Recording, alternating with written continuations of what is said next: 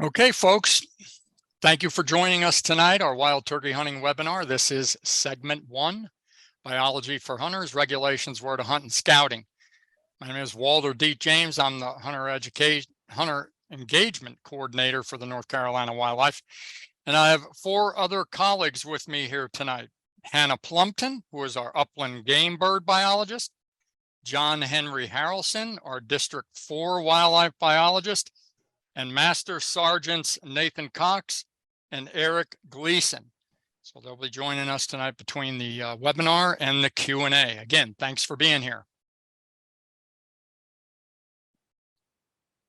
So our webinar rules of engagement, it is 1 hour long, it is recorded, and it will be distributed by March 1. So please be patient. It needs to be processed. There will be a 30-minute Q&A. And both for the full hour, we try to keep it to an hour. Sometimes we run a little long. Sometimes we run a little bit long in the Q&A, but bear with us. Questions in writing and germane, topic specific, and they are addressed at the question and answer session at the end. Chat and hand raising may be monitored, but I will say, please, if it's a question, put it in writing. That way everybody can hear the answer. And also, let's keep them to the topic tonight because we have 2 other webinars to do. There is a brief programmatic why repeated for each webinar, and that's because not everybody attends all webinars. And of course, it's the reason why you're getting this programming tonight. That website is where you can find everything. Granted, there's a lot of stuff on there. Between that and the Regs Digest, and you'll hear this again, is your gateway to the outdoors for hunting, angling, boating, and those things like that. So again, thanks for joining us. This is the reason why this programming exists. 30, 40 years ago, I wasn't in wildlife. I was building motorhomes. But from the 90s, we were precipitously declining in hunter numbers. A lot of reason for that, but this is based on a U.S. Fish and Wildlife survey done every 5 years. And the 2021 should be available, I think, this summer, but you can see the numbers continue to decline in participation. North Carolina, when it comes to hunting license holders, you can see they're up. A lot of people buy the lifetime licenses. There are many people that don't even use them. When it comes to estimated active hunters, however, they're down, and we're still doing pretty well. North Carolina is an immigration state, so people keep coming in. So our numbers of estimated active hunters are relatively stable. You can see it's down a little bit at the end, but that's something that gets monitored by our surveys biologist. One of my biggest concerns is that my cohort of hunters, and I happen to be, and not ashamed to say it, 62 years old, and that's when hunters start dropping off. And for us, as I like to say, the baby boomer generation, greatest generation of modern day North American hunters of all time, we're aging out, and that's going to leave a big gap in our hunter population. If you look at hunter participation and license holders compared to the entire population of the state, it just goes to show with a state that keeps growing how relatively small we are. And these were some recent numbers, pretty impressive. What we don't want to happen is that our numbers get so low that, you know, hunting just really doesn't exist anymore.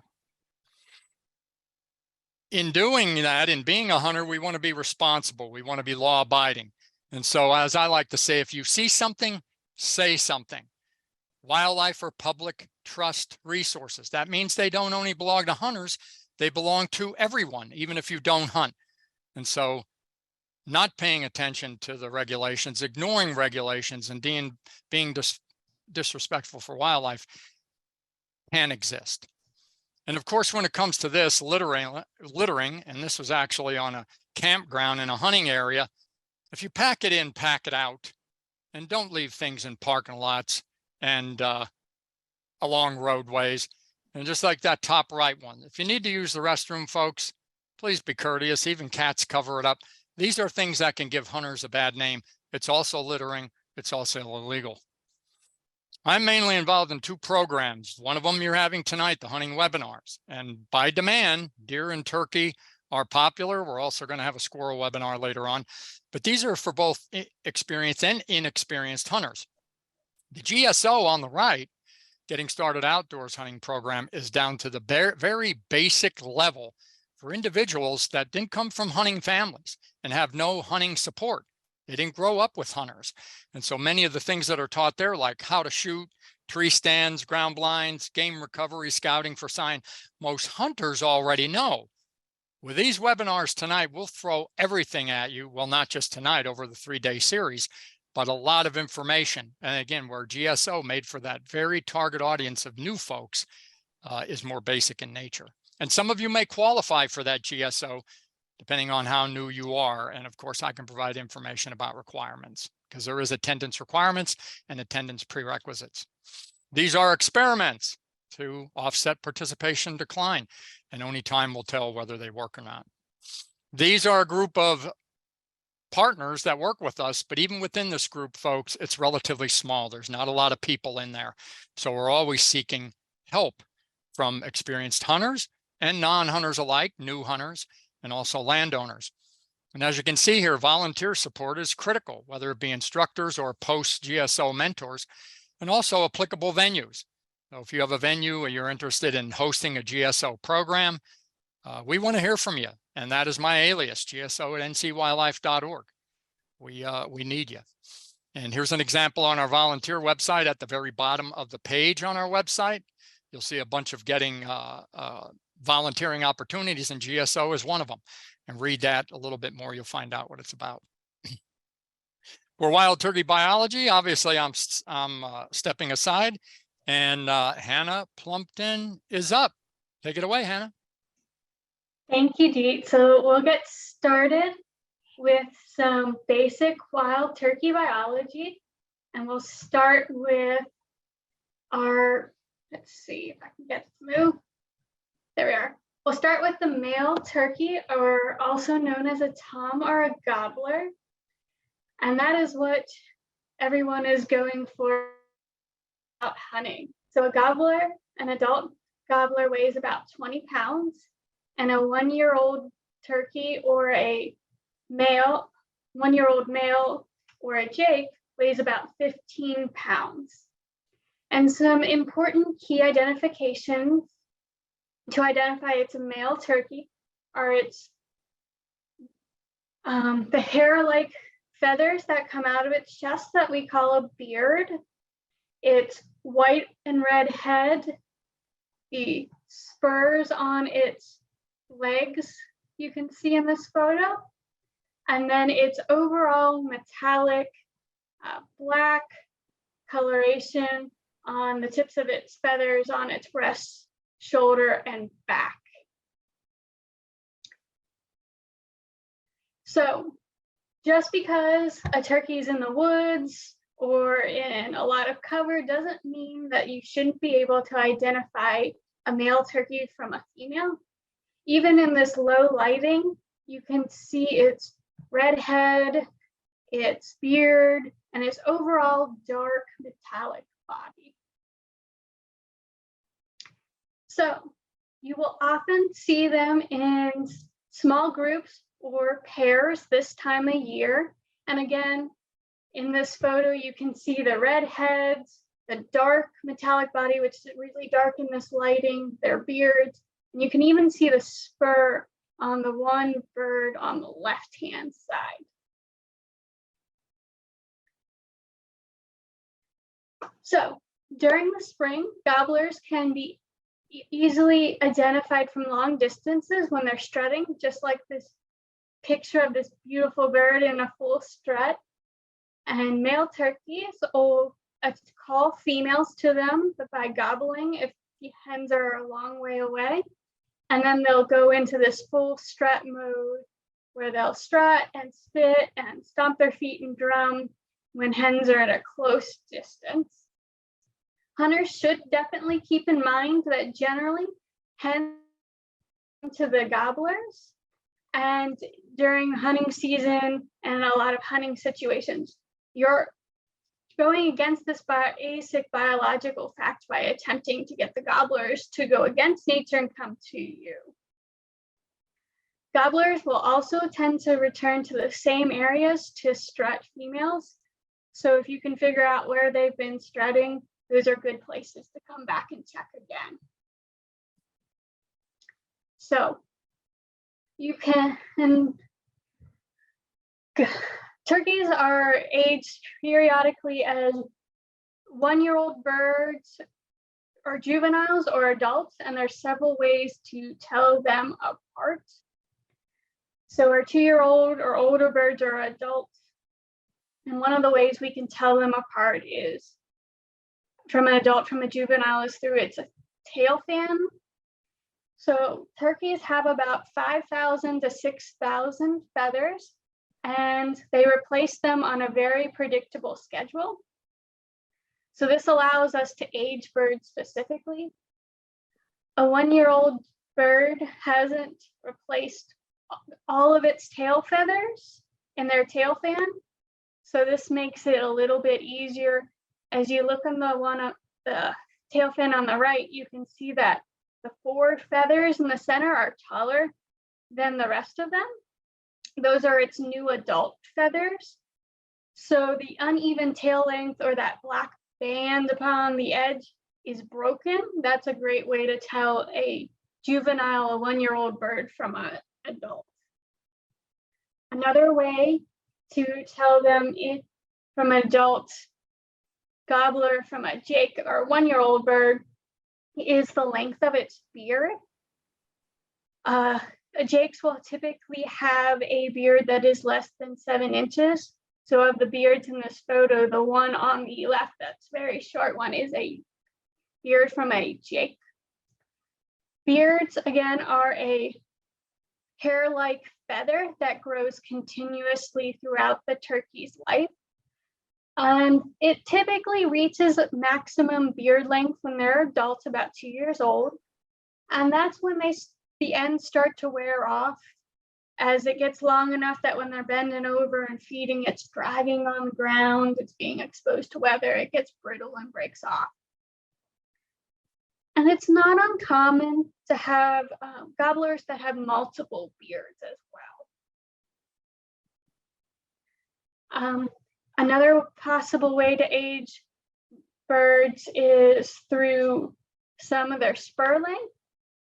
The spurs go through a gobbler's life throughout its life, and it gives a very, very rough indication of age. Typically, our 1-year-old birds or jakes will have a very small rounded spur. It's less than about a ½ an inch. Our 2-year-old birds will have about 3/4 of an inch, and it's a little bit more pointed. And typically, birds 3-year-old or longer will have about spur length about 1 inch or more, and it'll be much more pointed. But it is important to note that there are lots of exceptions to aging gobblers through spur length, and it's not a very reliable method, but it's a good course method to age them. So the last way to differentiate an adult from a juvenile is looking at the 2 outermost feathers on the wings on its 9th and 10th primary. You look at the wing on the left, it's a juvenile. Those two, the white barring on the wing goes down until about that last inch, inch and a half. There's none, and that's a sign of juvenile. Whereas on the adult, it'll go all the way to the end. Another thing to keep in mind is adult males will often have their feather tips worn down. Like this one, they're all sheared and flat at the end. This is typically from them strutting and dragging those feathers into the ground in that strut that they wear off. So then we have the female turkey or a hen. And like many wildlife species, the female turkeys are smaller and more camouflaged than their male counterparts. Female turkeys weigh about 10 pounds, which is roughly about half the size of an adult gobbler. And some key identification points for a hen are the lack of a beard. She has a dull gray-blue head. She has an overall brownish appearance. And this is due to her wing tips or her feather tips on her breast, shoulder, and back feathers are brown. So if we look at that in closer detail, we can see that the female at this end of the feathers, those tips, it's brown and more buffy, versus the male, which is much darker and black, which gives the male the much darker appearance. So it is not uncommon to see an occasional hen with a beard. Typically about 5% in a given area have a beard. Their beards are usually much thinner and shorter than a gobbler beard, much more similar to a jake's beard. North Carolina hunting regulations allow hunters to kill male or bearded turkeys only. So this does make bearded hens legal to take. However, this is largely in place for our inexperienced or new turkey hunters, as they may have difficulty identifying male turkeys during that excitement and adrenaline rush of seeing a turkey and they just see the beard and go, okay. So this is a way to make sure everyone stays legal. We in no way encourage the harvest of hens. With less hens, there's less turkeys to be reproduced on the landscape. So typically we encourage our hunters to focus more on our males rather than taking a hen. So we have another picture here of a bearded hen. And you can see here she's got a brown body. You know, she doesn't have any spurs on her leg. Again, she's got that blue-gray head, and then she's got that short, straggly beard, kind of like a jake.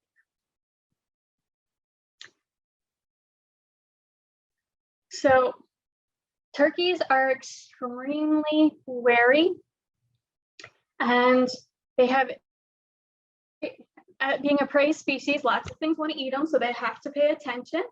And part of that is they have very good eyesight. They can see 270 degrees or 2/3 of a circle, and they can see 3 times better than humans. So they will often raise their heads up high and look around and look for danger, kind of like a periscope. And it's not uncommon when you're out hunting that the head and the neck is the only part of the turkey that a hunter can see. So again, it's important to pay attention to those key identification points. The gobbler or the male has the red and white head, and the female will have that gray, dull gray blue head. So once turkeys are old enough to fly, which is about 28 days old, they will spend every night roosting in a tree to sleep. Roosting off the ground provides them safety from many of those predators after them. And turkeys will often roost in the same area. So, and then given an opportunity, they prefer to roost over sites that are over or near water. That's just one other barrier for predators to get at them. So they're a little safer. So if you're out looking for turkeys before spring season and you find a roosting location, that can be helpful when hunting comes springtime. But it's also important to remember that it's illegal to shoot a turkey when it's up on a roost in the tree. You have to wait till they come down to the ground before you can actually hunt them.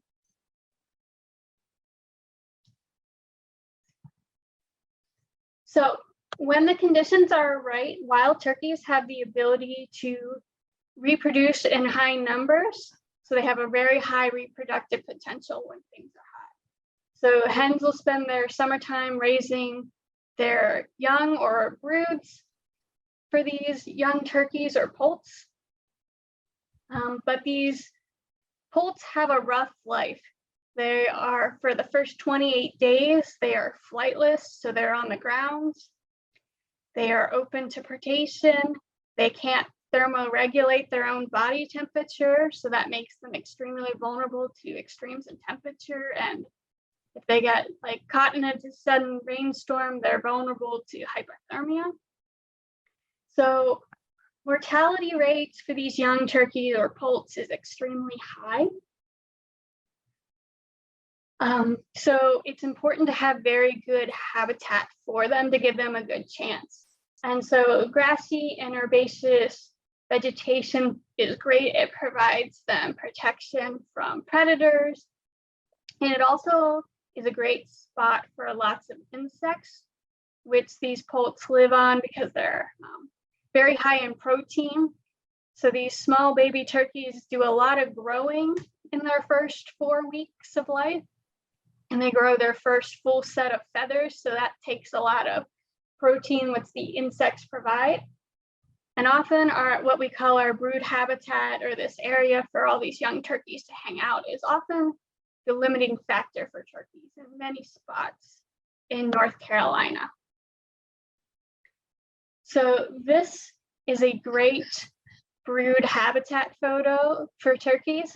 And in fact, there's some wild turkeys in this photo. You just can't see them, which is exactly kind of what you want. If we can't see them, the predators can't see them. So they have lots of cover to hide in. You have all those flowers and plants and insects. So that's great. They can eat and be safe from predators. So once we get past springtime and summer, we move into fall and winter, where turkeys start bunching up into groups. You get our adult gobblers and our jakes forming up into their bachelor pads. And then hens and the young of the year form up with flocks. And it's not unusual to see large flocks of turkeys, and sometimes flocks still have 100 or more turkeys in it. The survival time for adult turkeys is relatively high during the fall and winter, and gobblers may begin to strut and gobble in late winter just before the flock breaks up. And this is because turkeys have a pecking order or hierarchy. This is important because there is a top bird and a bottom bird, and every bird in between has a specific ranking. And this is important because those who are at the top of the order get the best resources for food and cover, while those at the bottom will often get what's left or the short end of the stick. This is often different from many songbird species and other species of birds that'll establish their individual own territory. Turkeys will share a territory, they'll just rank who's better or not. So a gobbler's place in a pecking order can be very important for hunters, because typically only the top bird or two, the top turkey, will be the one who will do all the breeding. So they'll be the ones often responding to your hunter calling. So we'll look at this photo. We got a flock here of a bachelor pad of some gobblers and jakes hanging out. And in this next photo here, on the right side of the photo, you can see a turkey displaying dominance towards another one. And then in the center, you can see that turkey strutting. And that's actually a jake. And you can tell that because it's got that very short beard sticking out of it. And then if you look closely, you can see that its tail fan is uneven. So it's got some longer tail feathers in the middle and shorter on the ends. So springtime is a very important season for both turkeys and turkey hunters. So understanding turkey behavior during this time period can be especially helpful for hunters. During the spring and breeding season, our males will tend to go out to an open area or clearing where they'll gobble and strut to call females to them to breed. Remember, when you're hunting, you're often trying to go against nature and call the gobbler to you when he's more expecting hens to come to him. So, nope, too far. There we are. Gobblers will mate with as many hens as possible. And while a hen is likely to have all her eggs fertile from one breeding, she may often breed with multiple gobblers. Copulation between the two is very brief. And once the males have bred the females, they're done with the breeding process. They play no role in the incubation or raising of chicks. They breed and then they hang out with the rest of the year with all their bachelor buddies. So hens will nest in woodlots, old fields, brush piles, and early successional habitats. If an area has been had a controlled burn on it, they'll usually nest in that area 2 years after a controlled burn. A hen will go around and scrape a shallow depression in the ground where she'll lay about an egg a day until she gets about 10 to 15 eggs. And once she's laid all her eggs, she'll start incubating them for about 28 days. So once all our poults are born, and they'll be born about the same time period, they'll crack through those eggs with a special egg tooth that you can still see in this photo on the tips of their bills. They are like chickens. They're born precociously with their eyes opened and a nice down cover, and they can start walking right away. So this is important because they're extremely vulnerable at this time period.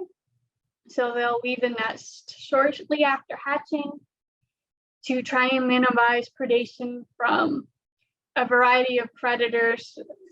Chicks at this age and nests have a lot of predators, including raccoons, possums, bobcats, coyotes, owls, neighborhood dogs, outdoor cats.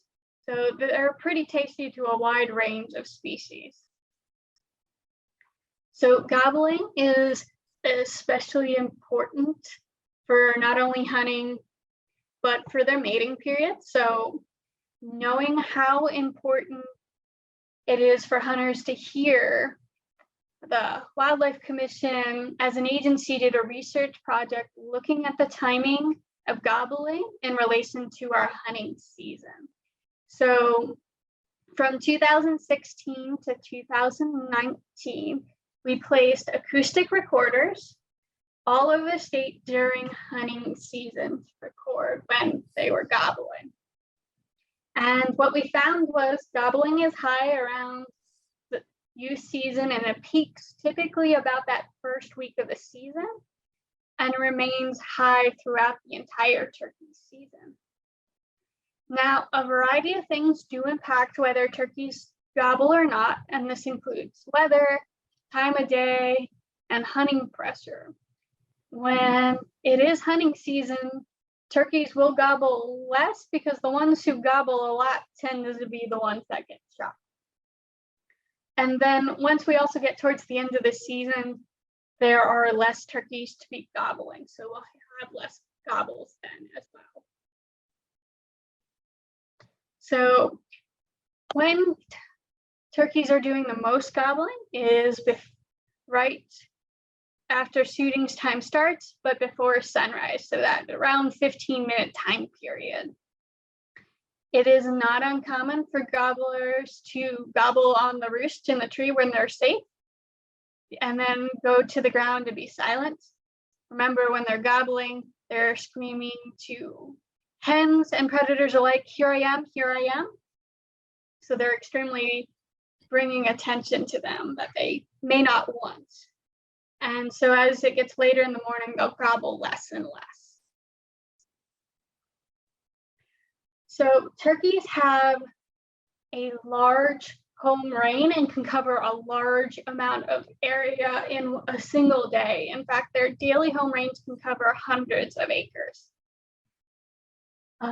So hunters may need to cover a lot of ground in a given day, or realize, hey, this turkey that was in my 15-acre woodlot was here earlier today, but it may be a mile or two down the road in your neighbor's pasture later in the day.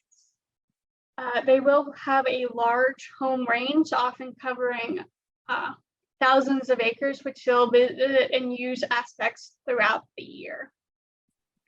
So their ideal habitat is a mixture of mature forest, young forest, like 20 years of age or younger, old fields, agricultural fields. This mixture and variety of habitat types is very important. And often small openings, roads in the middle of the woods and fields are great places to find gobblers strutting and gobbling. So this is a good example of some great some turkey habitat in the mountains. It's got that hardwood ridge in the background, and it's got the creek running through it in the foreground. So a gobbler can display in the pasture in the morning and then go up onto the woods in the afternoon looking for food in the leaf litter. On the coast, though, a turkey habitat could look something like this. It's got the thinned pines with all the briars underneath it on the left-hand side that kind of leads out into an ag field, and it's got that cypress bottom in the background. And in the Piedmont, their habitat could look like thin pines and hardwood ridges and stuff. So it's a mix of that habitat that's really appealing to turkeys. So if you're out walking around looking for turkeys, it's also important to keep an eye out on the ground for turkey sign, because you may see signs of turkey without actually seeing them. One thing to keep an eye out is for their turkey tracks, particularly some places to look for those are along sandy roads, creek bottom, or mud puddles, letting you know turkeys are there even if you don't see them. Another thing to look out for is turkey poop. Those are great things to keep an eye out for. Our gobblers will have this long straight poo that curves around at the end, that J-shaped. And our hens will have a more tighter curlicue type of poop. Another thing to keep an eye out for is in the forest, both hardwood and pine, look for areas where the leaf litter has been disturbed and the ground has been exposed and it's been scraped a little bit on the top. If it's more than just scraping on the top and it's got some deep furrows, those are not turkeys. So those are some great ideas as turkeys are looking for food. I know turkeys have been in that area as well. So we can't talk about the modern turkey and where we are currently without going into the past. Turkey restoration in the United States is considered one of our great success stories. In 1970, we estimated that there was about 2,000 turkeys in North Carolina. And this was due to habitat loss and unregulated hunting. It really drove these populations down. So we closed having a fall season where you could hunt either sex and shifted to a more conservative season of springtime where you could only hunt gobblers. And then to help improve the turkey population, during the winter, we would capture large flocks of turkeys and move them to areas that had great habitat, but they didn't have any turkeys nearby. So they would generally be released. They would survive and reproduce and grow those populations.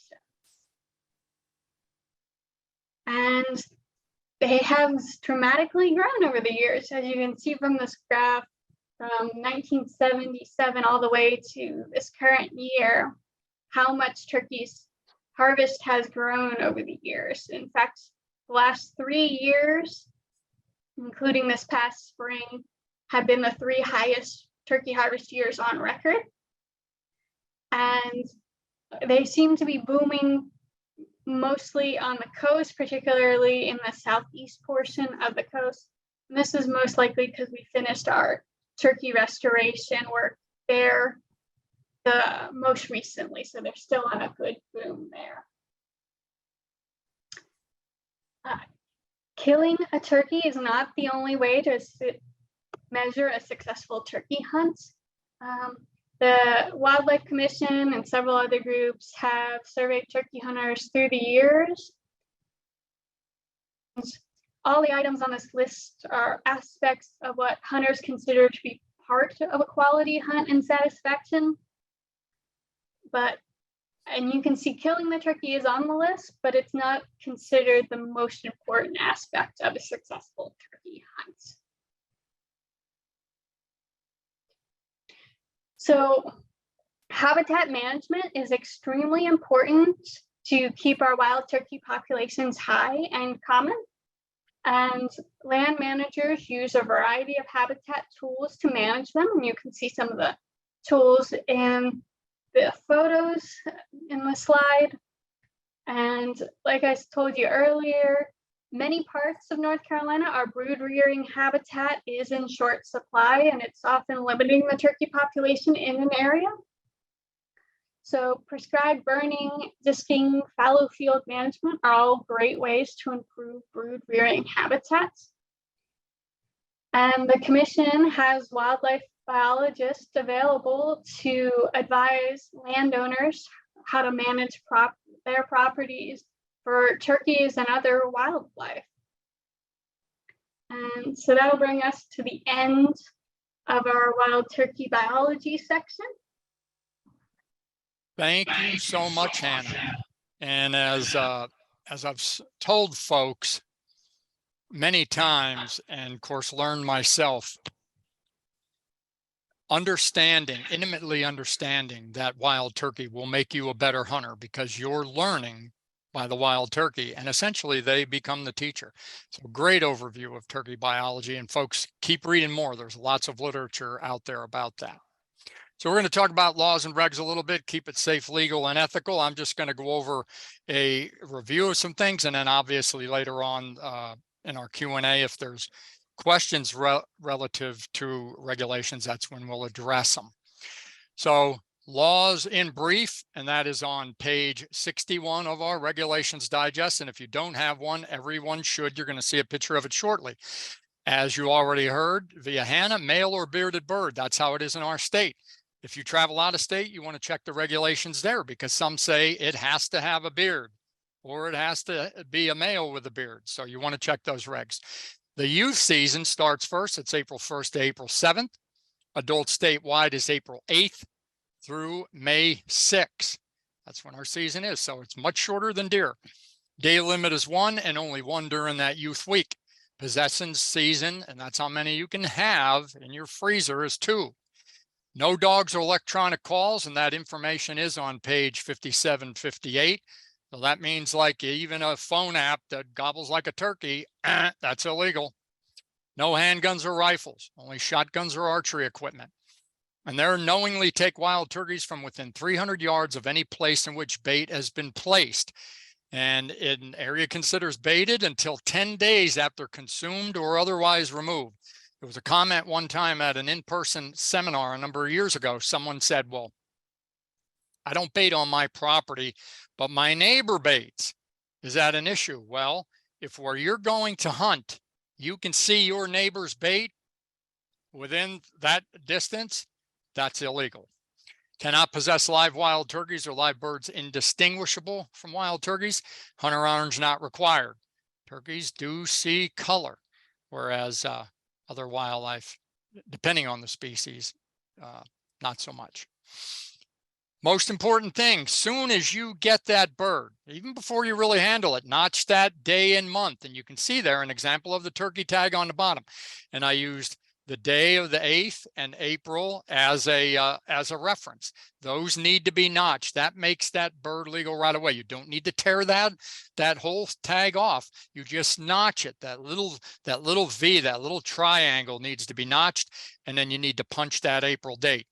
Then you call 1-800-I-GOT-ONE, or you can do it online, but that needs to be by noon the next day before it is skinned, dressed, or dismembered. You'll provide that harvest ID, which is on that tag. You can see it, the one that you notch. And then you'll receive an authorization number, and it's an automated system. And you record that authorization number on the line provided. And then you're done. You're done with doing that. Now, obviously, if you're in a remote area and you don't have phone access, it's mostly everywhere, you know, where you can check it in. But get it done as soon as possible. And that's what you're reading by law. Another thing that's not known, and I discovered this in in-person seminars, you do not share your tags with family members. So for example, someone that is license exempt, and that's typically a landowner or even someone under the age of 16, they need to get a license exempt big game harvest report card. It's not a license, but it is a report card. That way they're reporting their own wild game, and that is by law. Now there's a $2 admin fee. That's the price of, you know, the handling, obviously, but that way then when those are reported and everybody has their own tags, we know where it came from. And that information is incredibly important to manage this most valuable resource, whether it be deer or turkey. So it's very important, folks. Obviously, as you heard, one male or bearded bird, and here's an example that you may want to consider when you're hunting. This would not be a good shot because there's the potential for killing all those birds. And you will get real excited. That heart will start pounding, but you want to be careful before you pull a trigger. One bird per day. Here's another one. Someone might say, yep, good shot. Well, look in the back. That's an extra fan. There's a bird back there. You don't want to take that shot. You want a bird that's away. This one, it's getting a little bit better towards it, but you want to make sure these hens are, you know, a distance away. You know, give it a little bit of a time, especially if you're a distance away from them birds, you know, 30, 40 yards. And it's better to harvest one in closer if you can get it. And obviously, as you know, by our current regulations, that bird is legal, but we do try to save the hens. Extremely important, folks. Hunting safety rules and turkey have their own set of rules. The first one, obviously, is positively identify your target. Believe it or not, in the 90s, the number one cause of incidents, and that's what they are, they're not accidents, they're incidents, is mistaken for game. There's absolutely no excuse for that. Now that's changed. Those numbers are way down. Now it's mostly falls from tree stands and things like that. But properly identify that target, you will get excited. Make your position known to other hunters. You don't cover yourself up with leaves like Rambo or something like that. You know, you sit, obviously, you're in camo, you're against a tree. Never stalk a turkey or turkey sound.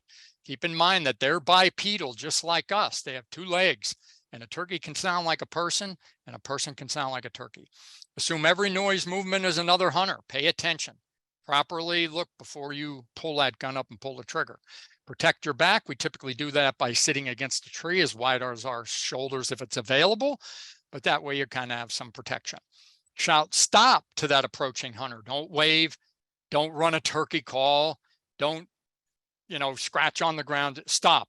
Just stop. Don't even move. And rarely do I encounter other hunters walking into me, but it can happen. Eliminate those colors, red, white, and blue. Those are colors on that wild turkey. And you don't need camo. You could wear earth tone clothing and still hunt, but avoid those colors. Pre-select the zone of fire. Well, you're going to find out about maximum effective range. If you know the maximum effective range of your shotgun, you'll know your zone of fire and you don't exceed it. Choose only safe, ethical hunting partners, obviously, not illegal poaching people. Practice courtesy and self-control all the time, at all times, because you will get excited hunting.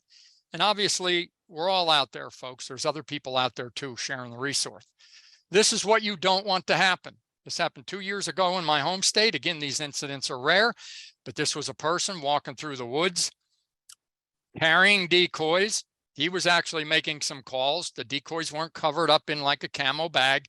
Someone in a vehicle that shouldn't have been in a vehicle saw a color, saw red, and shot him. Obviously, he survived, but he's probably still carrying some of them pellets around, and he didn't want the next year.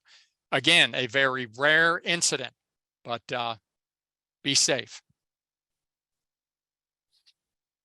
Where to hunt is the #1 question from new hunting folks, and especially those that attend GSOs, because they have no experience whatsoever relative to public lands, often don't know about public lands. And our goal is to connect people to resources. That's what we do. Today is the easiest time, folks, to become a new hunter because there's programming like this that didn't exist 30, 40 years ago. There are, as you will see, websites that show everything about game lands and also mobile apps for your mobile device for navigating. Easiest, best time to start becoming a hunter. Days of yore, again, anyone with any amount of candles on their cake, remember these things. Gazetteers, DeLorme gazetteers. I took a trip to Alabama one year, and between that Pennsylvania and the Road Atlas, I must have had 20 or 25 route signs and followed them all the way down. Now look where we are. GPSs that will take us there. We just have to listen to somebody tell us. And sadly, scarily, we have cars now that'll drive us there that we don't have to drive, which is probably not a good thing. But again, it's so much easier today to even navigate. Here's your route to the outdoors. That Regulations Digest, get it, keep it in your bathroom. You got to go there anyway. Read it from time to time, and you shouldn't go out in the woods until you do review the regulations. Obviously, at the bottom right is the website. So between those two, as the old Prego spaghetti sauce slogan went, it's in there. And I will also say, when you're calling our agency, please take the due diligence to check first. We want to be here. We want to help you, but we also want you to help yourself a little bit. And most things are in there. Obviously, we're here if you need assistance, though. We don't keep private land access information. We focus on the public land, but I will add some of these tips that I've known over the years, even though I'm 99.9% a public land hunter. Request permission in advance. Instead of walking in your hunting gear and expecting to get a hunting opportunity, go during an off time of the year. That way, it's not like you're walking up and having this expectation you're going to be there. Respect their time, be short, brief, to be to the point. Offer incentives. You know, hey, I'll help you with maintenance. I'll do some chores. You know, in the South, leases are a big deal. So there's typically revenue, you know, relative to offering hunting. Respect the property and others, obviously, gates or the land. Don't be digging ruts, you know, all those things that are common sense that you need to pay attention to. Don't expect permanent access. Even if you get it one time, call up, visit the next year, you know, say, hey, is it still okay? Things like that are appreciated. And nowadays, what I found is the #1 deterrent of getting access is liability. As many of you know, we live in a litigious world today. And, you know, always looking to blame somebody for what happened to us. And in some cases it's true, but in some it's not. Consider liability insurance. And now there is personal liability insurance for hunting. Google it, personal liability hunting insurance. There's organizations out there that you can belong to, and you can get that. And that will also help, potentially, not guarantee, to get you in. Again, this is what our website, and you can see where that arrow is. You go up to hunting, you put the cursor over it, and all that stuff drops down. Hunter education before the hunt, what the hunt, where the hunt. Far easier than it was 30, 40 years ago. These are our Game Lands maps, both our interactive Game Lands map and our downloadable GeoReference PDF. Again, things that make it easy to navigate.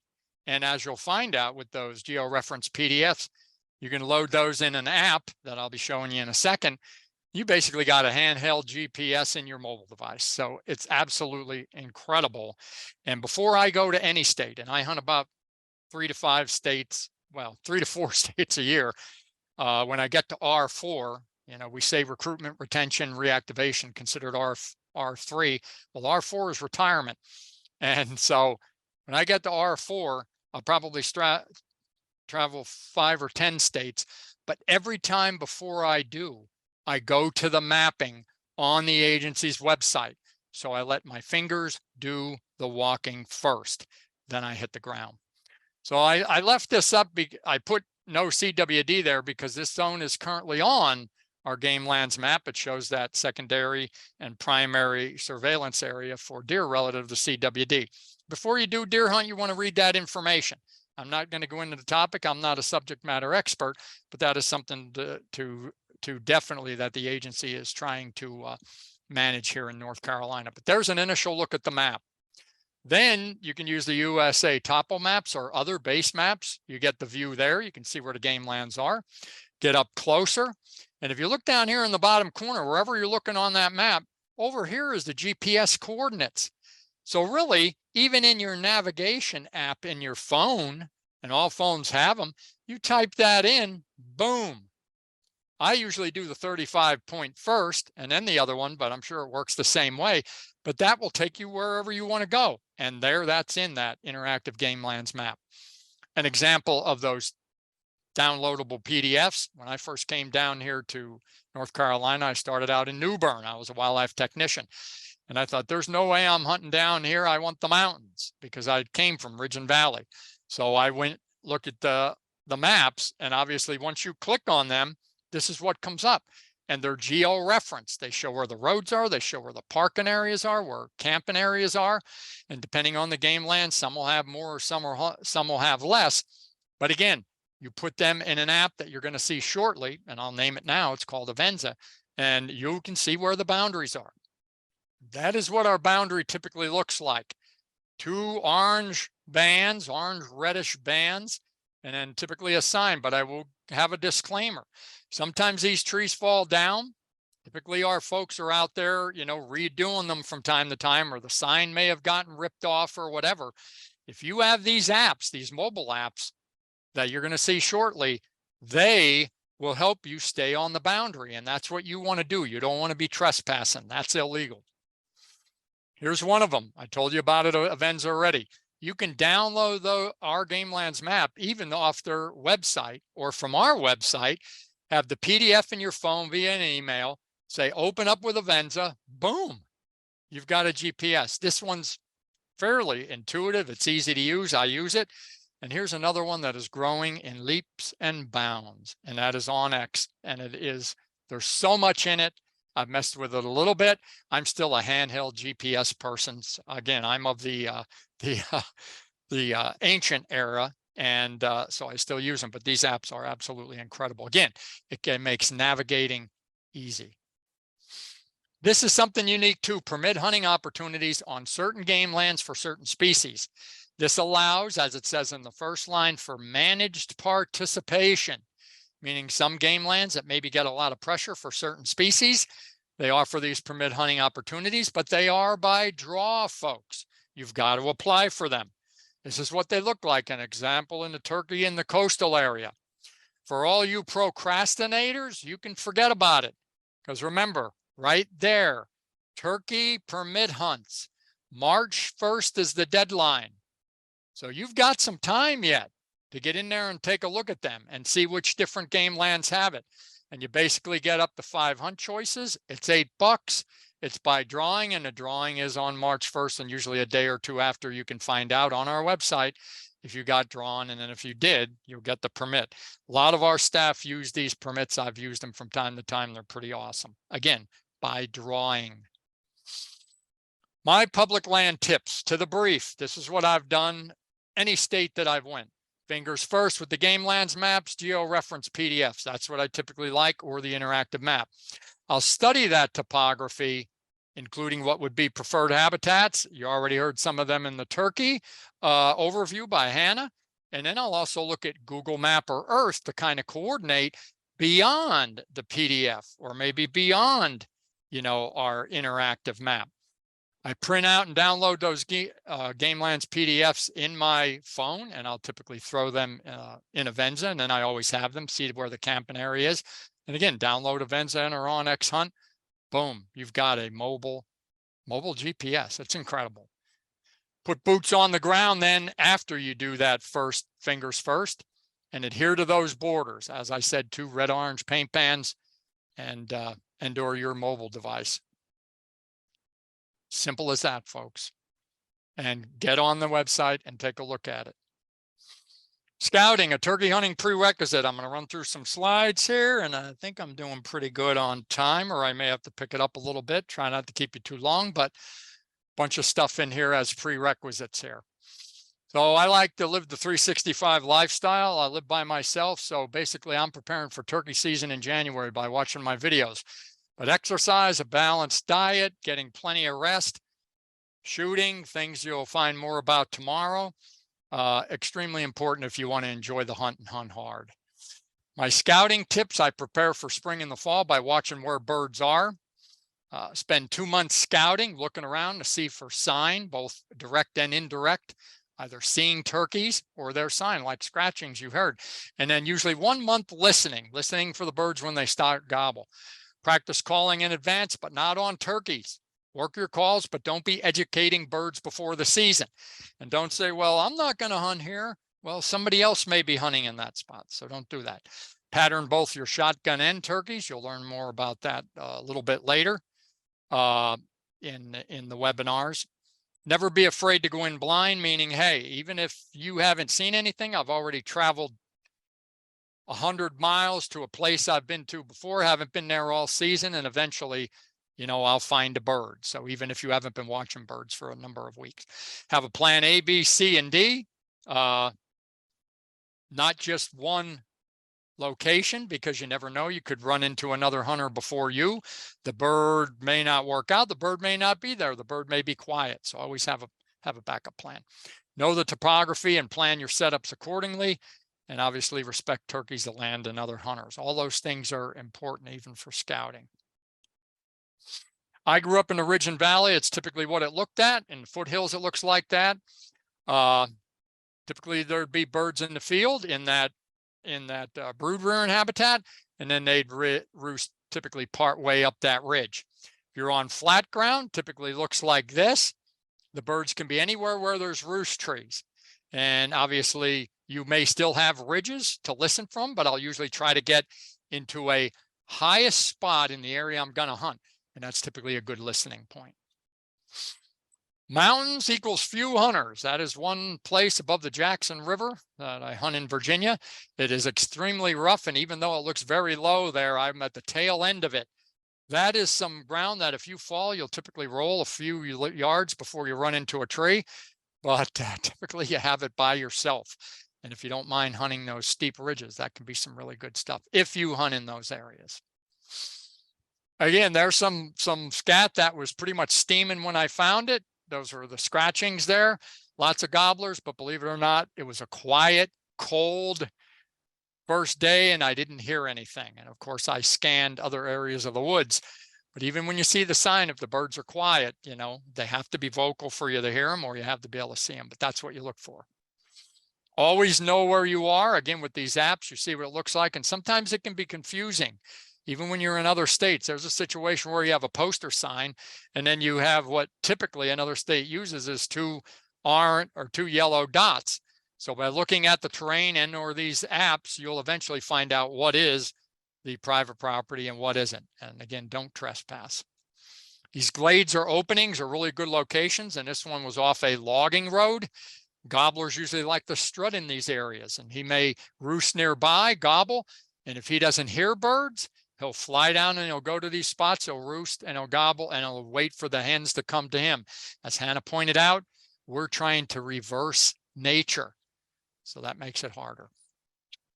Even if you have all woodlands and none of those openings or that great brood habitat, the turkeys will seek out whatever suitable habitat exists. And there wasn't a lot of openings in this area, but there was these relatively recent burned and grown up areas full of briars. So they also make good brood habitat, even when there's not the grassy places and stuff, because this will get grassy along that edge, but it's a good place to nest. Just another example of it, after a cut and how it grows up, that turns into really good brood habitat, and then places to roost close by for the turkeys. Example again of a spot in North Carolina. I was out here the other day looking around, primarily deer scouting. I'm always deer scouting, but there you got a major strut zone. I mean, you got a place like that where you've got woodlands nearby where they can scratch for mast. Then you also have these open areas to nest, and you got places to strut. Boom. Logging roads are magnets. I mean, these places, especially in woodlands areas that are starting to green up, incredible places to look for turkeys. This is where they'll strut, and they will visit these places. And also when it rains, as we'll discuss that in a later webinar too, in all wooded areas, they will seek these more open areas if there isn't fields or there isn't, larger openings. So it does work. again, turkey magnets. This happened to be a hiking path in a national forest. And look how that greened up. I mean, that right there is a perfect place to have the poults too, when they're born, to be bugging, you know, along those edges, because you will have insects, things to look for. Setup points as a little example, you'll hear about this, more about this in the later webinars too, is if I was thinking in terms, if I heard a bird down over that ridge, I would not set right up on that ridge. And the reason is, if you set right by where that log is against that tree, you are absolutely too close. And when that bird comes up, if he isn't exactly facing the gun, he'll spot you in a heartbeat and he'll pitch right off that ridge. So what I would do is, I'll be thinking about that when I'm scouting. I'll back up from that ridge, a little less than my maximum effective range of my gun. And again, that'll come up in tomorrow's segment. And that way you're a distance away, and you will have opportunity to potentially move on that bird. You'll be further away, especially if his head goes behind a tree. So just something to point out. These curves and logging roads are great, especially when setting up on birds. I'll look for them because I'm thinking, if I hear a bird way down there in front where I can't see the logging road, I can set up back here a little bit.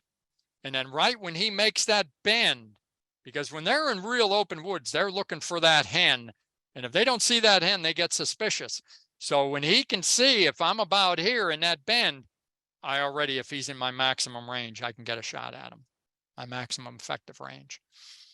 An example of very open topography too, especially before it starts to green up, wide open woods, turkeys are looking for something. And we'll be talking about decoys with that too. But even where that depression is, if I can sit down by this tree and cover half my body in this depression and still see out here, that cuts down half of me.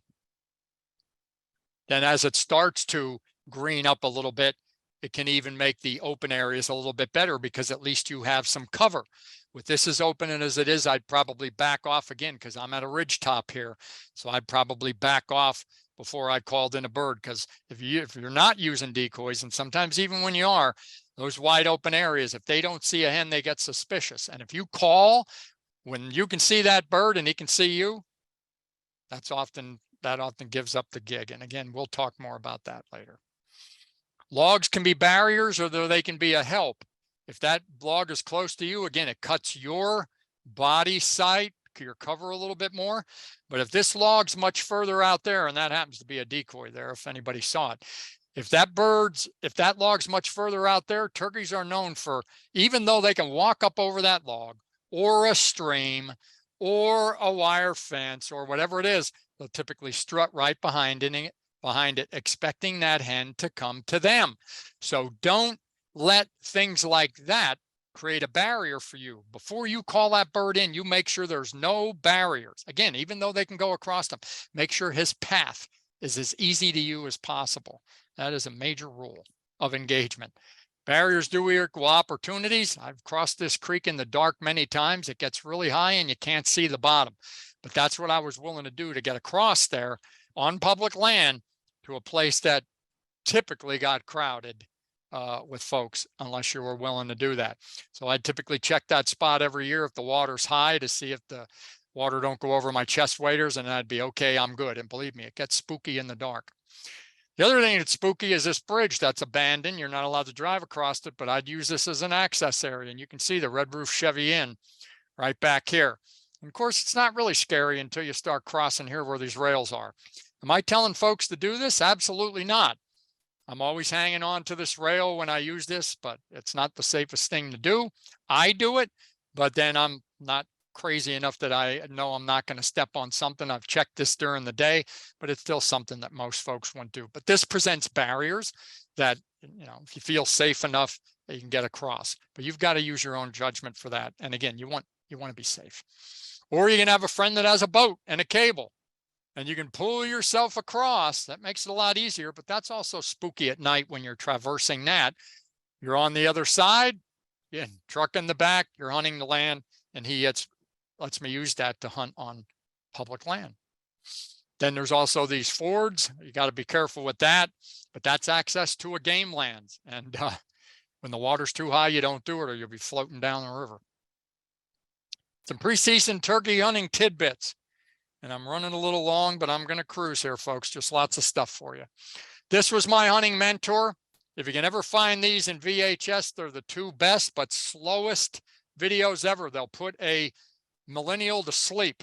But a lot of these are still available on eBay. They're good teachers. If you still use things like VHS and DVDs, I have a huge stack of them and I watch them every year. It's just a part of my morning dark roast coffee before I start work day. That's what I do. There are no experts in turkey hunting. I don't even like that word expert. The turkey is the teacher and you are the student. And as you learn from Hannah tonight, that turkey will teach you how to hunt it. So the most you'll learn would be from observing and hunting those birds. 9 tidbits of turkey hunting wisdom. You're trying to reverse nature. We can't say it enough.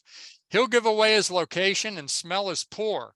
They have fewer taste buds and poorly developed olfactory system, but there's 2 caveats. He don't always give his location away. He may not gobble.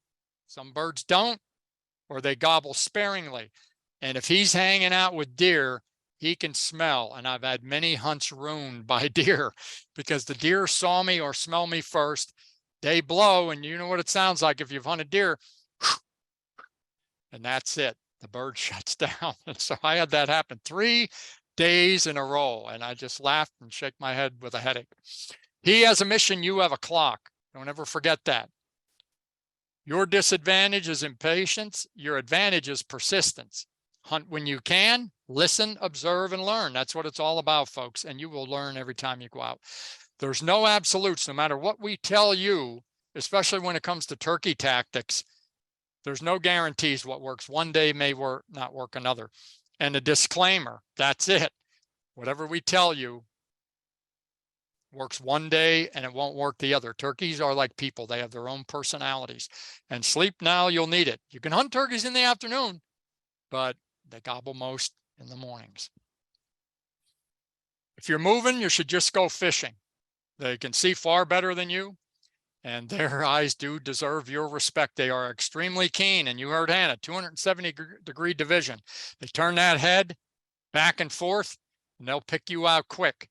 And as Rupert Medford said, because he was the one that actually had this slide, one of our district biologists, a deer looks at a hunter and sees a stump.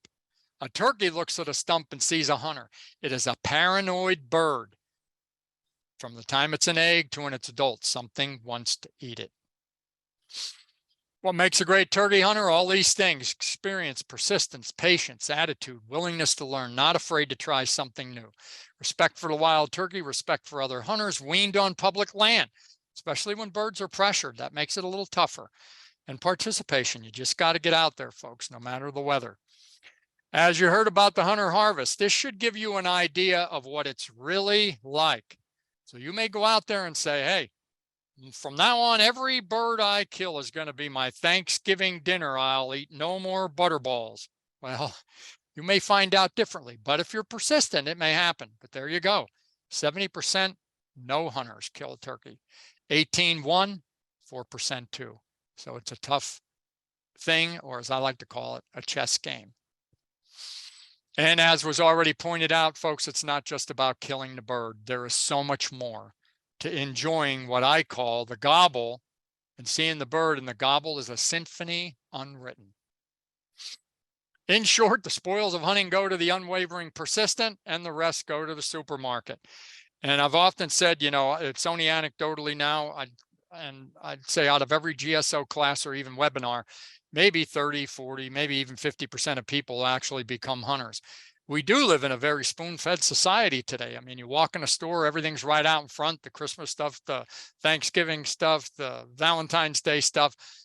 Hunting is the great equalizer. Those species have evolved forever, and they've been able to survive, and it is tough, but it is some of the most rewarding outdoor experiences you will ever have. So, time for Q&A. But first, most common turkey hunting violations for which there is no excuse. Nathan and/or Eric, you want to just run that off briefly? What are the most common? You can share it however you want to do. Most common turkey hunting related violations. Yeah, no problem, Deep. The first one's probably going to be failure to validate your big game harvest report card. And then the second one is probably taking turkeys with use of native bait. Okay, and anything from you, Nathan, other than that?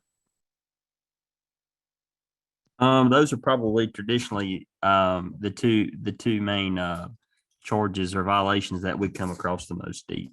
Okay, okay. So now we're gonna go, and of course I'll end this here, but no, I won't come back. We're gonna start with the Can you hear me? Q&A. That's where I'll go in here and I'll take a look at them. Wow, let's see. The first one is a little long, but I'll try to make it quick. I'm new to hunting game land, new to turkey. I put in for a permit, Jordan, but did not get it. Yep, that happens. But for other game lands that do not need a permit, do you just go with gear and go to the land and set up? Absolutely can. I do some scouting in advance. Logistically speaking, park and go. What if I run into another hunter? What do I do etiquette wise, turkey or stealthy? We do have John Henry, who's the other hunter. I'll give myself a break. How would you like to handle that, John Henry, briefly? If I ran into another hunter, it depends on if I was moving toward a bird or not. If I was just out in the woods walking and saw another hunter, I'd wave at him, make sure he saw me or make sure they saw me. Maybe even discuss where I'm going or where they're going. But you definitely, etiquette wise, you don't want to work another bird that another person's working. Even on public land, if you know a guy is in there working that bird, for me, I like to turn around and go the other way. There's plenty of other gates to check behind and plenty of other woods to listen to and work your own bird. Okay, thank you. We have one here. Are we supposed to have a video? There won't be a video until tomorrow night's webinar, and that's a calls and calling video. Again, John Henry, and I'll read it. You can also take it. Rory Strut Place. In many cases, the pictures on the webs are in fields of game lands, may only have trees and tall brush. Piedmont, any thoughts of seating positions? Well, I'm just going to say that information will be provided. We'll talk more about that, but I have a Vestwood seat, but do hunters side on those 3-point chairs? I kind of prefer that one for tomorrow, folks. We're trying to stick to the topic here tonight, but John Henry, just want to give a brief on that one. I like to sit, I have a vest with a seat, and so I tend to sit against a tree. But a lot of people use those little small slingback chairs that are made for turkey hunting that let you sit out away from it. The main thing is you want to have cover behind you that helps break up your outline, whether that's a tree or whether that's tall brush. Awesome. How do you sign up for GSO? Well, that's where you reach out to me directly via email. And if you qualify, I'll give you more information. And there actually is a link that I'll share with you that talks about qualification. So email me. What photos? I'm not sure what you mean there, but the photos that I had in the PowerPoint, maybe that's it. I don't know. FYI YouTube video on the channel, the one, oh, somebody's given us accolades. Maybe they saw it already. Well, thank you, but you'll see it tomorrow night. I hunt in Davie County. The last couple of years, I'm not seeing as nearly as many turkeys the previous year. Last year, only saw a few. Any reasons? That is you, Hannah. There's a variety of reasons that could be. Habitat's not as good. Turkeys are just constantly moving.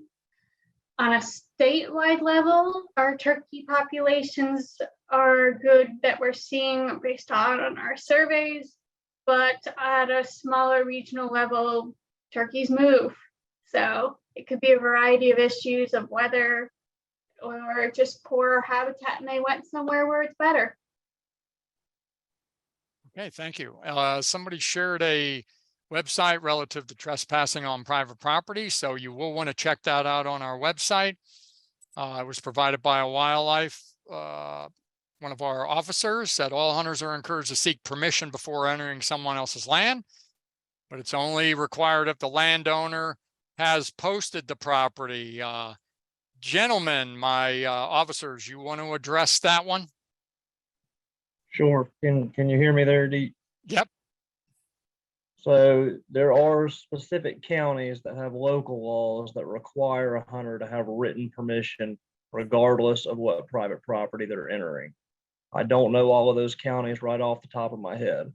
Most counties, however, do not have that law in place, which means that in order for trespassing to be enforced on your property is required to be posted in accordance with the law. It can be posted with no trespassing signs every 200 yards, or it can be posted with purple paint, which you may see that driving around on the road, things like that. We encourage people to use purple paint because people can tear down no trespassing signs and claim that they never saw them, whereas purple paint is much more difficult to get off of trees or other markers. So regardless of whether a property is posted or not, the ethical thing to do is to always knock on the door, ask permission. Don't ever go on somebody's property without seeking permission first, regardless of, what is legal is not always ethical. Awesome. Yeah. And those local laws, like our officer pointed out, are in the back of your Regs Digest. And so really you're always looking at what are the regular regulations for species like deer or turkey. And then there's game land regulations that are a little bit tighter. That's in there, the game lands regs. And then there's local laws that can also define things a little bit tighter. And that is your responsibility, folks, to look at all of that where you are going to hunt. So is the harvest card mailed to you when you buy a license? Well, let me touch on what I know, because briefly is that if you have a lifetime license, you have to request your big game tags. They used to be mailed out, but they're not anymore because people weren't using them that had lifetime licenses. In fact, sometimes those lifetime licenses are bought for youth, babies that never used them. You need to request your big game tags if it's a lifetime license. And if you buy a license, you'll get your tags. Right, Nathan? Yep, that's right. Okay, yeah. So I figured I'd take care of that one. Is there a minimum gauge for shotgun in North Carolina, Nathan? So, you can't use anything greater than, T shot, but, as far as the best loads for turkeys, are anywhere from 2 to 4 to 6 is any of those shots. But I mean, I would certainly make a shot or have a shot size that would be ethical. But as far as North Carolina goes, the largest size is a T shot. Right, well, they actually have their gauge too. We referred to the gauge. Oh, actual gauge? No. Yep. I mean, just as long as it's it's ethical. Well, you can't have any gauge larger than a 10 gauge. Yep. So 10, 12, 16, 20, 28, 410, right? Yep, that's correct, dude. As long as it's not any larger than a 10 gauge. Exactly. I'm new to hunting turkey. What do you eat from the turkey? Well, we'll talk about recipes, so I guess we can get that one now. John Henry, what do you eat from the turkey? I eat the breast and the legs off the turkey. That's about the majority of what people take. Some people only take the breast, but I've turned into a leg man as well. And some people even eat the innards like gizzards and heart and things like that. So yeah, there's some people, and you're going to find about this again, in the next webinars, is some people will take that carcass after the leg, because a lot of people do fillet the bird. I do it myself and use both legs and breast, but they'll keep the carcass, clean the carcass off, and make stock out of it. So the thing is for such a noble bird to utilize it fully, and it makes fantastic broth. What do you suggest for scouting if your spot has a ton of hens passing through, but no Jakes and Toms? John Henry.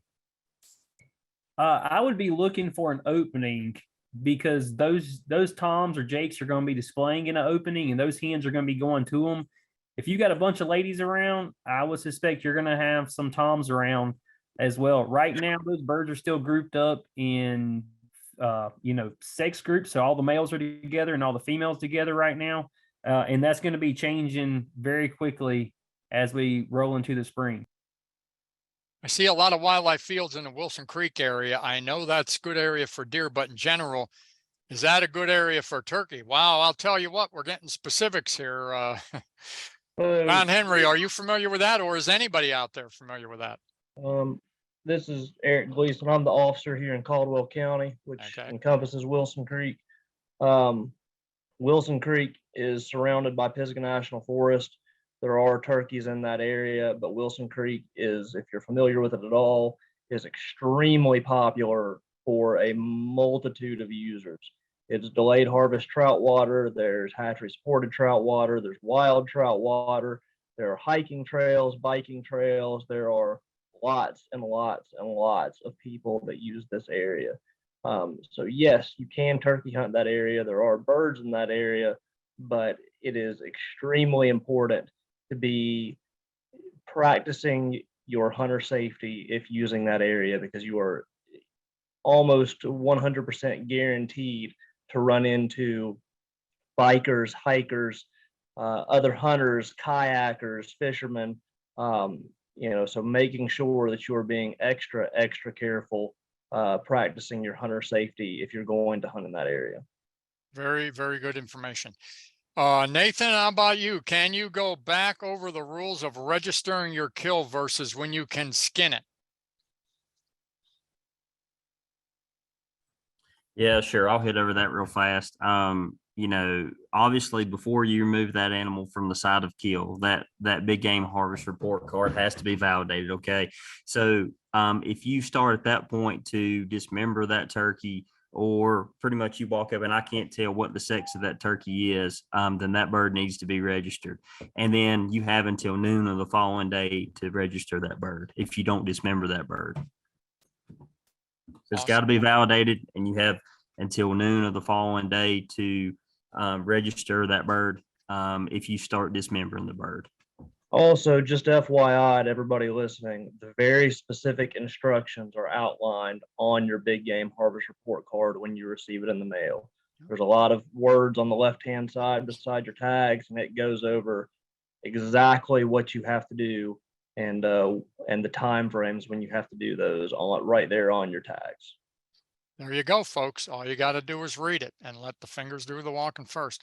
I heard you say camo or earth tones, no red, white, and blue. What about the wearing a blaze orange? Well, we did cover that in the rules, only in, yeah. Don't need it while hunting, but I will say, en route to your hunting spot, that's not a bad thing to do. In my home state for the longest time, when you were moving, and that means even moving kind of cut and run calling, as you're going to learn about in the later webinars, we were required to wear hunter orange. That has since changed, and you don't. But yes, I still will, especially if I know there's a lot of hunters around. When I'm moving, I will wear my orange and then take it off when I set up to work a bird. So yeah, that's a good practice. You don't have to do it legally, right, guys? You don't have to wear hunter orange when turkey hunting. Correct. But it's not a bad practice. Where do you get a harvest card? Well, we already addressed that one, folks. If you're a lifetime license holder, you need to request those tags through us, and customer service is in that Regs Digest or online on our website. So you don't get them automatically mailed to you. What county in NC has the highest population of turkeys? Hannah. I can't tell you the highest county of turkey population, but I can tell you the county that had the most turkey harvested in 2022, this past spring, was Duplin County. So in that southeastern region of those areas, Duplin, Sampson, Bladen, Pender were all very high counties for harvest, with Duplin being significantly higher than the rest. Now you have to be careful. Don't be asking for no coordinates. No turkey hunters are going to give you their GPS coordinates. So I'll just let you know about that. Who is the wildlife biologist for Alexander County? Would like to have them review my property. Been a number of years. John Henry, who would that be? Do you know? Is Alexander County in District 9? I'm not on the coast, so It's I know. going to be That's Jason District 7. Smith. Okay, so that's District 7. Yeah, so Jason Smith would be your point of contact, and you can find his contact on our website under contacts and wildlife management. Yep. And here's what I'm willing to do, because I've done it before. For anybody that wants that technical guidance on their property, and it is paid for by through the Pittman Robertson funding, they'll come out, take a look at your property, help you manage it. I do have the district biologist map. I'm sure most of our folks do, but email me and say, I want the DB map, the district biologist map, and I will. Not hopefully not like all 1,000 people or whatever, but then, yeah, they're there to help you to improve your habitat for wildlife. So that's great. Who do you request your big game tags from if you have a lifetime license? Ask and answer. You call our customer service, tell them to send you your big game tags. They'll ask you for your lifetime license number and you'll get them in the mail or, yeah, I don't know. Can you get them at an issuing agent, officers? The easiest thing to do, if you go online to our website and go to the licensing tab, there's a tab that specifically says lifetime license holders. You follow that tab, you'll answer a few questions, and then they will mail you your big game harvest report card. There you go. Great team. Can you provide the link to a public land lottery opportunities? Trying to find an NC Wildlife that I can it. Well, they don't hide it, but just send me a email and I'll direct you to the link. Okay. And that's walter.james@ncwildlife.org. And folks, please don't kill me. Try to always, again, the due diligence to see if you can find things first before you reach out, because these last couple of days have been a beast. Probably a difficult question, but I'll ask it anyway. Where would you say is one of the best least traveled by hunters areas to hunt turkeys in the NC? We'll make this a group one. I can say based on experience, the mountains. Gentlemen, how about you or Han? Well, no, Han is not the hunting part, but anybody else? Personally, I feel like public land everywhere has become very, very busy over the last several years. It's very difficult to find a place that is not receiving a lot of pressure, but the further you're willing to walk, the further away from people you'll generally get. Yes, good point. Yeah, I'll second that. What Officer Gleason says. Chances are, if there's several people that roll up to a public game lands and one bird gobbles, then probably everybody that's hunting around is going to go to where that bird is gobbling. It's just how hard do you want to work for that bird and how far do you want to walk? Yep. Can agree more. And that was my strategy. How is turkey hunting in Croatan National Forest? Anybody have any comments about that? May not be your zone. I will say that being in New Bern, I was on the Croatan, but not much. And I didn't want to hunt there. And I went to the mountains simply because I was a ridge runner. So, but it's a very big national forest, but I would say, folks, get out there, get out on it, start looking for sign, soon now, and then start listening before the season. It does get hunted though. Thank you. Okay. In early fall, central NC had storms that knocked the majority of the white oaks off the trees. Do we know if it had any impact on potential harvests? Hannah, do we have any idea on that? Not to my knowledge. They'll rely on acorns. If there's a bunch on the ground, that's a great year for them. But normally, at least a section of different tree oak species is having a big mast year. So if it's a bad year for white oaks, acorns, they'll rely on other acorns. So we shouldn't see an effect on it in that way. Yep. Hunch before you touch, someone said. There you go. Yep. Okay. And we're getting close to the time, so hopefully we won't have too many questions so we don't keep our folks. When purchasing the application permit for game land turkey hunting, it states a party size. Can I purchase the permit to hunt alone? Absolutely, right, guys? Yes, that's correct. Yes. If you want to be part of a party, you have to mention that. And like you can have people join your party, but yeah, you can just do it yourself. Would you recommend hunting out of a ground blind or walking? What would you say, John Henry? I think it depends on the situation and how big a piece of property you're hunting and a whole bunch of other factors, but we're going to cover that later on in the next webinar, I believe, or the following one. Yep. The mountain is a large area. Can you be more specific? Not necessarily, but when we say mountains, anything that has undulating topography, So that can be foothills or steep mountains, but you want to find hollows and things like that, that say you can get away from the crowds. And that's the way to do it. But you've got to find the sign. If you find the sign, to find the turkeys. So you just want to get out there and walk around, folks. So, you know, there's a lot of big ridges. There's a lot of, check out the game lands. There's a lot of game lands opportunities, roads that you can walk from near parking areas. That's what you got to do. Can you bike in to get further from the road? In some cases, in some cases not. It depends, but keep in mind too that any roads are typically access points. So you want to keep that in mind. Access points for others, meaning. How do you get on the bases to hunt? Anybody want to comment on that? You probably have to go to like Fort Bragg or Camp Lejeune website, and they do have information. So that's what I would suggest. We do have GSOs on the bases for military, and they typically have a protocol that you need to follow, including pre-registration and everything. So I would call the bases and they have them direct you to their wildlife unit or whatever it is. Do you have any comments, guys, about that? I know on Fort Bragg, you can log on to their iSportsman page. Just Google Fort Bragg Wildlife Branch, and it will take you to the list of requirements to be able to hunt on Fort Bragg. Deed, I'll also say that we answered quite a few questions during your presentation as well. So if you want to go over some of those, or people haven't seen the answered block, we answered quite a few questions just to try to, for the benefit of time. Oh, okay. And that I didn't know. We have what was the mast deer that Hannah mentioned? Did you mention the mast deer, Hannah? So a mast deer, I answered that in the white oak question. Oh, So- you did? You did? Okay.